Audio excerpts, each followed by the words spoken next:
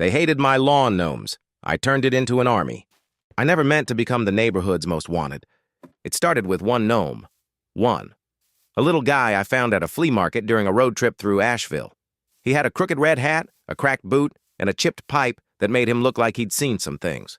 I named him Harold, set him down by my mailbox like a sentry. Didn't think much of it after that. My wife rolled her eyes but smiled. My daughter stuck a flower in his hand one morning and called it his magic staff. It became a harmless little family joke. Then the letter arrived. Notice of violation, non-compliant lawn ornamentation.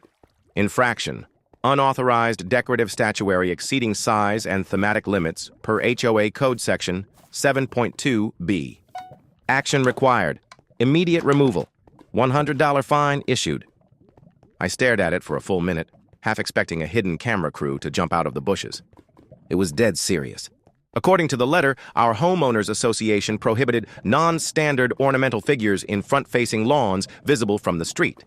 They had a list of approved themes: birds, planters, fountains, flag displays, no animals with cartoonish features, no figurines that evoke fantasy or mythical imagery. So, in essence, no gnomes. I chuckled. Thought it had to be a joke. I even walked to my neighbor's house. He's got a concrete frog holding a margarita glass on his porch. Still there, untouched, not a peep from the HOA. I emailed the board for clarification. Is this a standard enforcement for all decorative statues, or just gnomes? No reply. 2 days later, a follow-up notice was taped to my door with the same violation and an added line in red ink. This is your second and final warning. Further non-compliance will result in escalated fines. That's when it stopped being funny. They weren't just enforcing a rule, they were singling me out. And not just me, but Harold, my battered flea market gnome who'd never hurt a soul. So I walked back out to the lawn, picked him up gently, looked into his beady little ceramic eyes and whispered, "All right, buddy, time to multiply." I opened my laptop and placed a bulk order. Well, 2 bulk orders. Okay, 7. From garden suppliers, from eBay, from Etsy shops in rural Canada. Painted gnomes, naked gnomes, pirate gnomes, yoga gnomes, solar-powered LED gnomes, gnomes that held lanterns, gnomes that rode turtles, gnomes with signs that said, "We don't dial 911. By the time the last package arrived, my garage looked like a scene from Snow White and the Apocalypse, and I wasn't even close to done. The first night, I deployed a modest dozen. Just enough to make a point. A little crowd of ceramic comrades flanking Harold like a gnome honor guard. I arranged them in formation, some kneeling, some saluting, one holding a tiny welcome sign like a shield. My daughter even crafted a tiny flagpole and stuck it in the mulch bed. The gnome rebellion had officially begun. The next morning, I drank my coffee from the porch and waited. At precisely 9:12 a.m., Karen showed up. Yes, that Karen. HOA president, clipboard, sunglasses, power walked her way up the street like she was doing recon for a drone strike. She stopped in front of our house and just stared. I smiled and waved. She didn't wave back. Instead, she pulled out her phone, took a few photos like she was documenting a crime scene, and kept walking. That afternoon, I got the email. Dear resident, we've observed continued non-compliance with Section 7.2b regarding front-facing decorative statuary. Your recent additions exacerbate the issue and suggest willful defiance. We are escalating the matter to the Architectural Compliance Committee. Failure to comply will result in fines, legal review, and possible lien placement. A lien. For lawn gnomes. That's when I knew they were serious. But what they didn't know was so was I. The next wave landed on Tuesday. 22 more gnomes. I placed them under bushes, peeking out from hedges. Some stood in a line leading to the front door. A few crouched near the mailbox like ceramic burglars casing the joint. One gnome held a tiny picket sign I made from popsicle sticks and Sharpie. Gnome justice is garden justice.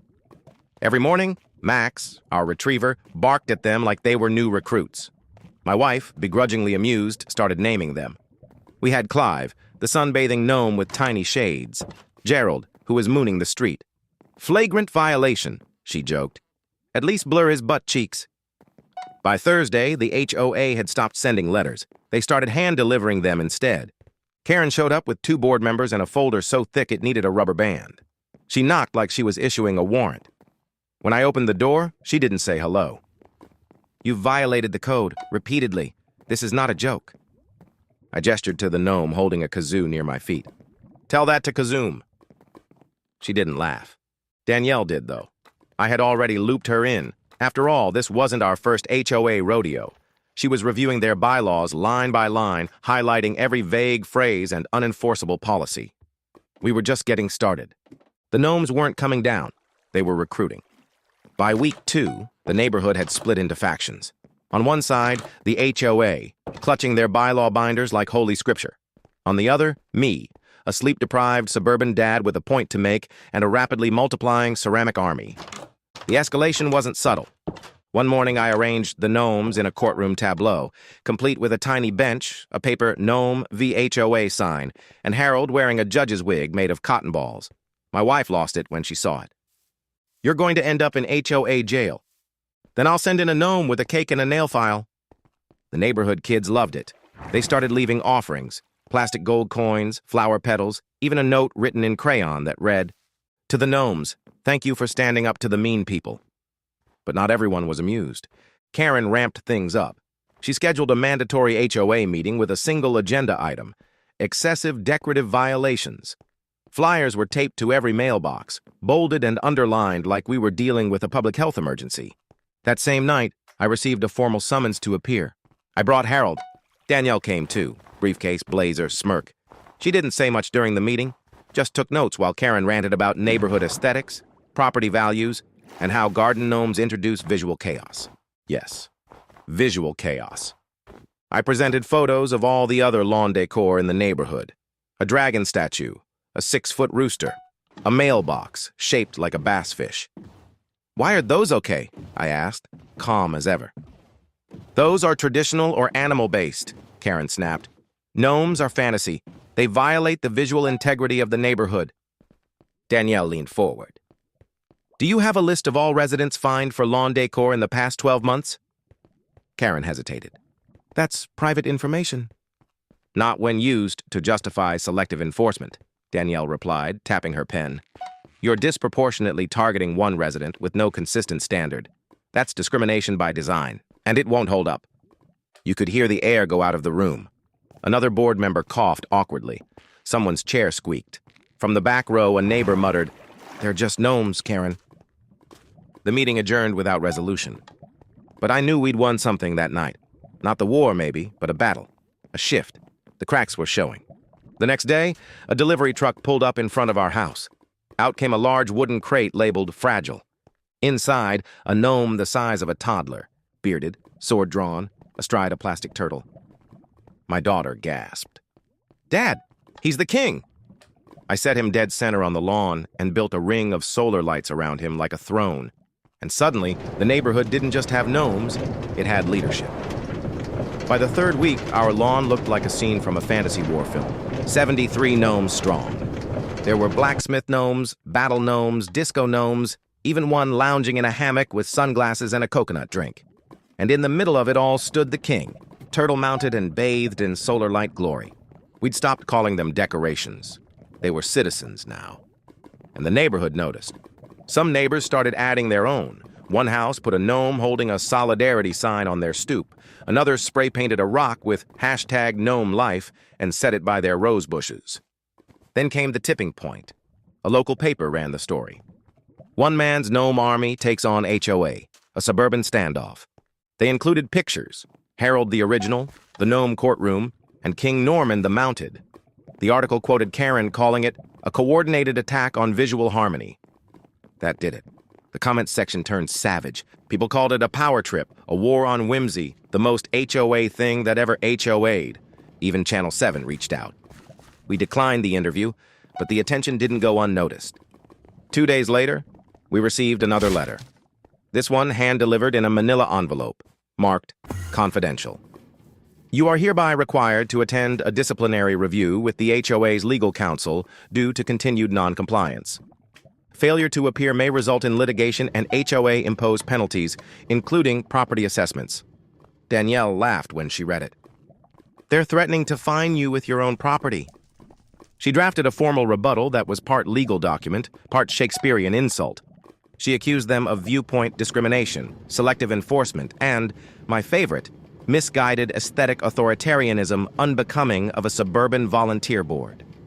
She copied it to every resident. A few days later, someone slipped a note under our door. "I never liked Karen anyway. Keep the gnomes." Turns out the board had been sitting on a mountain of complaints. Unanswered maintenance requests, blocked emails, mishandled funds for community landscaping. Now the spotlight was on, and people started asking questions. At the next HOA meeting, over 40 residents showed up, more than triple the usual, not to discuss the gnomes, to discuss the board. Karen sat stiffly in the center seat, trying to maintain control as neighbor after neighbor stood to voice frustration. Someone even brought photos of broken sidewalk tiles that had been reported a year ago and never fixed. The vote came at the end of the night. Karen, removed. 2 other board members stepped down, new interim leadership installed. That weekend, I walked out onto the lawn with a fresh cup of coffee, nodded to King Norman, and saluted Harold. "Well done, boys." The gnomes hadn't just stood their ground, they'd toppled a regime. The gnomes stayed.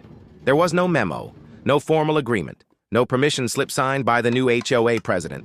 Just silence. The kind of silence that feels like surrender. The kind that says, "Fine, you win." And it felt good. For the first time in weeks, I walked out onto my front lawn without expecting a letter on my door or a clipboard in my face. The Gnome Kingdom remained untouched, fully populated, well-lit, and now surrounded by low-maintenance mulch beds I justified as terrain improvements. Neighbors stopped by more often, not just to point or chuckle, but to chat, to laugh, to breathe a little easier. Turns out a lot of people were waiting for someone to break the spell, not just on gnomes, but on the whole unspoken fear of HOA overreach, the kind that makes you second-guess putting up a garden flag or stringing lights in April. It wasn't just about figurines, it was about control. And the gnomes? They were liberation in ceramic form. The new HOA leadership sent a survey to residents asking for feedback. For once, it didn't feel like a trap. Danielle reviewed the fine print and confirmed, no sneaky clauses, no hidden threats. Just questions. Open-ended ones like, how do you envision a more inclusive neighborhood? What updates would make you feel more at home here? A few weeks later, they revised the guidelines. Gone were the vague phrases like visual harmony and theme compliance. In their place, residents are encouraged to express personal taste through lawn decor within reasonable bounds of safety and community respect. Reasonable bounds. Respect. We could work with that. Then something beautiful happened. A family at the far end of the block added a statue of a gnome in a wheelchair, painted gold, right under a hanging planter.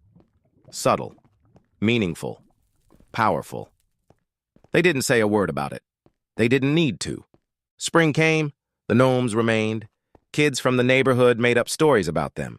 Norman the King, Harold the Wise, Gerald the Mooner. One child even wrote a short comic strip called Gnome Patrol, where the gnomes fought crime with garden tools and tiny dogs. We laminated it and nailed it to a post in the yard. Instant fan base.